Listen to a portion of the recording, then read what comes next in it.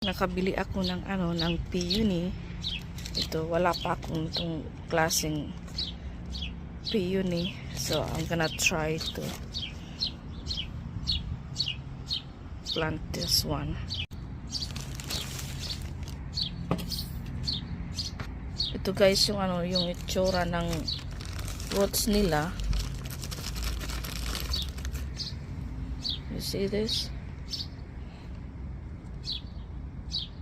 Ganyan. Pag nakabili kayo ng ng roots ng peonies, hindi yan agad-agad bibigay ng bulaklak that year or the next year. Bibilang kayo ng 2 to 3 years bago makita nyo yung yung bulaklak. Pero pag tinanim nyo ito ng ng malalim, mga ilang taon bago ninyo makita yung bulaklak, dahil pag tinanim yung ng malalim ito, hindi agad-agad namumulaklak. Kailangan 2 inches lang yung lalim ng pagkatanim ninyo.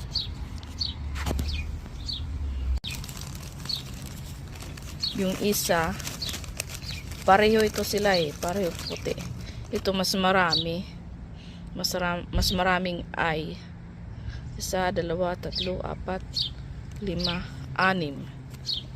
Kaysa dito, ito 4 lang. 1, 2, 3, 4. Oh, di ka talaga 1 in here. 5. Ito 1, 2, 3, 4, 5, 6. Tapos meron pang humahabol. You see that? Ito.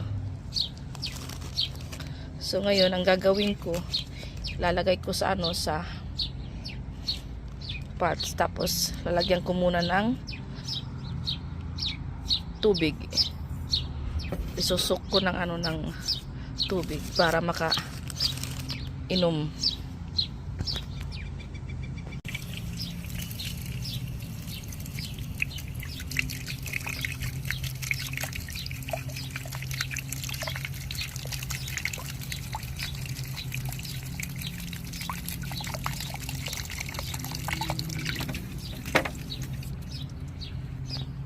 Yan guys, isusok ko muna ito ng ng tubig para makainom siya, dahil masyadong dry bago ko itanim. Tapos ko nang isok yung yung peonies na to, itatanim natin dito. Itong dalawang roots na to, ilalagay ko lang sa isang pot. Ilalagay ko lang muna dito dahil wala pa akong pots para dito. Mayroon akong malalaki, pero hindi bagay sa peonies na to dahil maliit pa lang siya. So ngayon naman, lalagyan natin ng soil. Kailangan 2 inches lang yung pag-cover natin dito. Hindi masyadong malalim.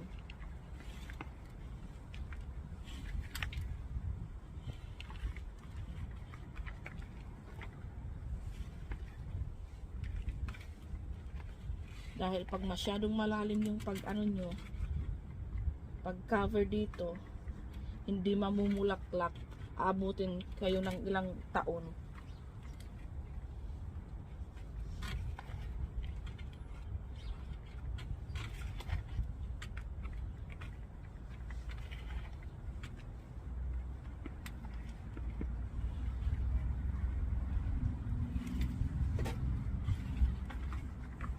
Ganyan lang.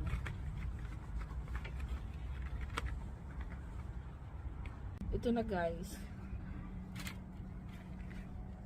Madali lang yung tanim ng peonies, pero mag-aantay ka ng ilang taon bago ka makakita ng ng bulaklak.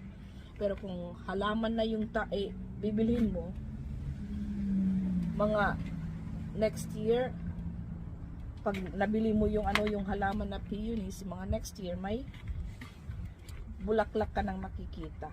Hindi katulad pag bumili ka ng ng roots lang, abutin ka ng 2 at 3 taon bago mo makita yung bulaklak.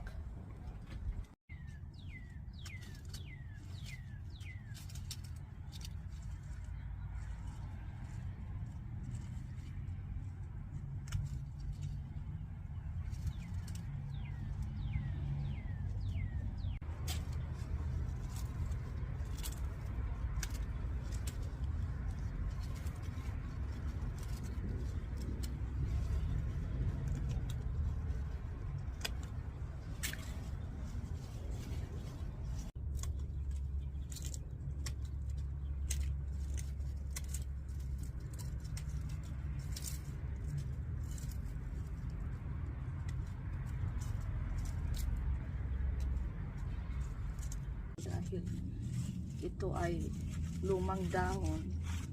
So we're gonna cut all of the old leaves, so they have a new growth gonna come.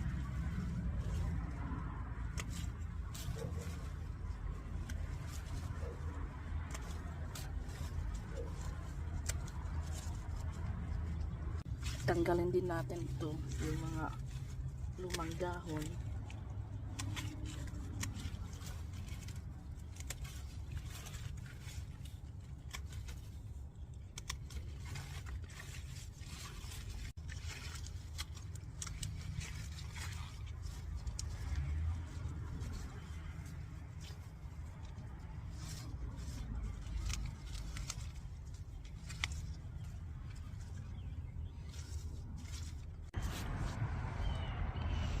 Ito guys, tapos na akong linis ng dahon ng coral bells.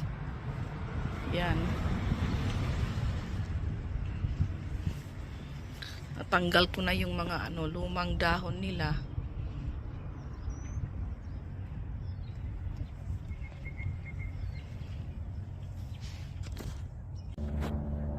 Nilagyan ko na pala ng support yung yung peony. Hindi ko na naipakita sa inyo. Ito, malinis na rin. Natanggal ko na yung mga lumang dahon. Ito. Yan. Halos kalbuhin ko dahil puro na mga mga lumang dahon. So may mga new growth. I don't know if you can see it good in the camera. Ito, nalagyan ko na ng support. Yan. Malinis na.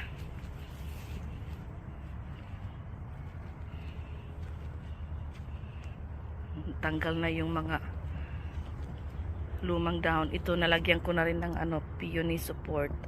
Dahil lumalabas na yung, I don't know if you can see it, the flower bud. See that one? Marami siyang bulaklak. Yan. Tanggal ko na rin yung mga lumang dahon niya. Ito, peony, nalagyan ko na ng support. Yan. Malinis na. Ito, nalagyan ko na rin ng support. Ito, malinis na rin. Tinanggal ko yung mga lumang dahon.